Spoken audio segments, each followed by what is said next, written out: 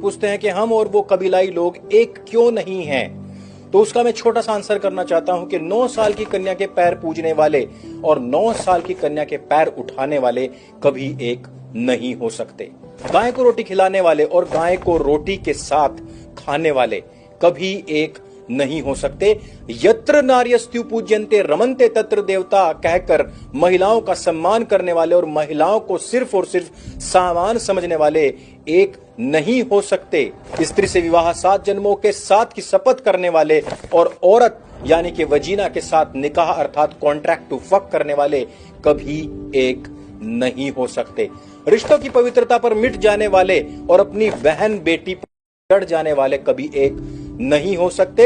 एक पत्नी धर्म निभाने वाले और 4 की कुर्बानी चढ़ाने वाले कभी एक नहीं हो सकते।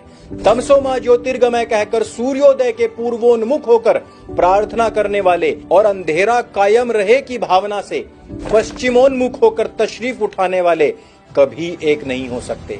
अखंडित प्रतिमाओं को तिलक करने वाले और 27 टुकड़ों में खंडित काले पत्थर को चूम कर झूठा करने वाले कभी एक नहीं हो सकते। पूर्ण चंद्रमा की उपासना करने वाले और कटे हुए चांद की उपासना करने वाले जिनकी शुरुआत ही काट छांट से होती है वो कभी एक नहीं हो सकते। अनकट वाले अखंड शरीरधारी और खंड खंड कटवाधारी कभी एक नहीं हो सकते।